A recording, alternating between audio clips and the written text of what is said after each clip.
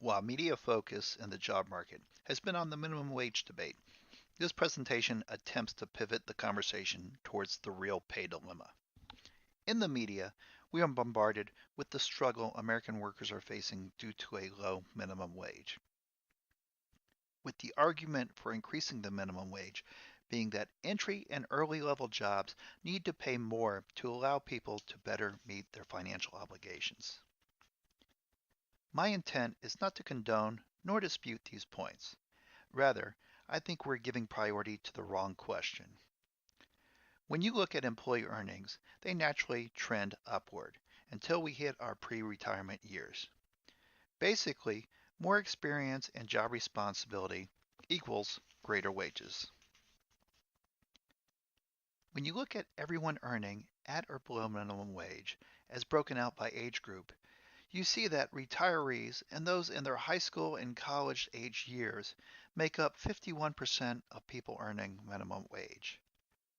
By 25, the percentages go down substantially.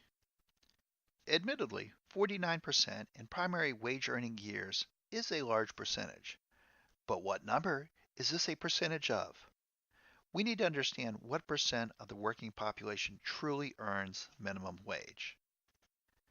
People earning at or below minimum wage account for 2.3% of the total working population. So the total people earning minimum wage that are aged 25 to 64 equates to approximately 1.2% of the workforce. My intent isn't to discount the importance of livable wages and appropriate support systems. However, we may be missing an opportunity to focus on something that would positively impact many more people while having less cost implications to those companies that are already being compassionate about how their actions impact people. Admittedly, the average person might have limited control over their current earnings, though we have the ability to take steps and to increase our earnings through hard work and dedication. Additionally, when you know your earnings, you can plan your spending. Even though quality can be impacted, it can be controlled for. I bring in X dollars a month, and my total costs need to be less than that dollar amount each month. When earning minimum wage, you earn less. However, you also have numerous paths you can select to grow your earnings and career. As you move up, your pay will increase. As pay increases, competition for the higher paying jobs will also increase. Once someone moves to an elite or high-end job, their earnings will be substantial, but their ability to find another job will be substantially more difficult. Think of career growth as a hierarchy where most negatively impacted people account for the bottom 1.2% of the pyramid. Wages are lowest at the bottom of the pyramid naturally, but the opportunity to grow is the greatest. Taking a step back, the things we're really talking about are how well someone can meet their financial obligations. Variables fall into two categories: controllable, such as mid and long-term earnings and how much I save or spend, and then also uncontrollable. Is my job assured for a defined period of time? While the media focuses on something that targets 1.2% of the primary workforce, and will also benefit those with wages compressed between the current minimum wage and any new minimum wages, the impact to those that would benefit from a law change is really minimal. Which brings us to variables that are uncontrollable to the average person. Let's look at Tim as an example. Tim's monthly earnings are $1,600. He has learned to budget his expenses to live within his $1,600 budget. If Tim sees his costs are going up, he has options, whether it be asking to work overtime, getting a second job, or undertaking training so that he may be considered for a higher paying job. Additionally, he can find ways to cut costs by cutting things out or looking at alternatives.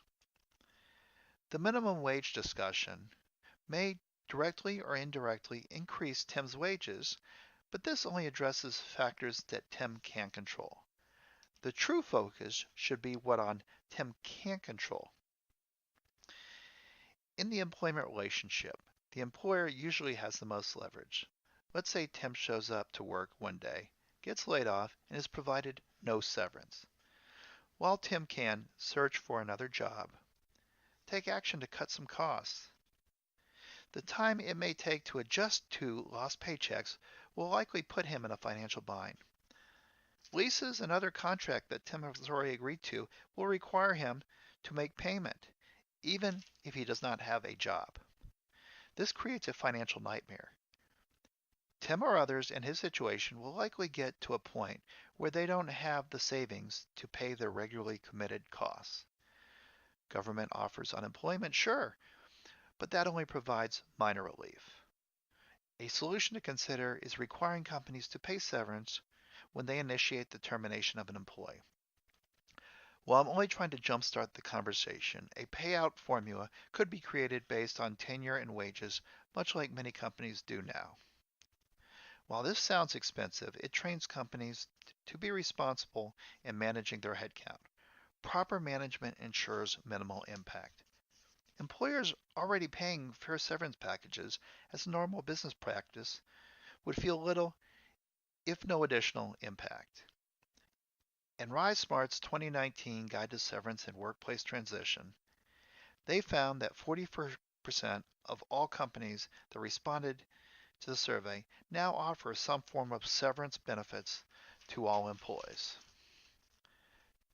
While this presentation can't possibly solve all aspects of creating a fair employment agreement, the intent is to redirect from a less impactful issue to something that encompasses a greater portion of the U.S. working population, even in an at-will environment.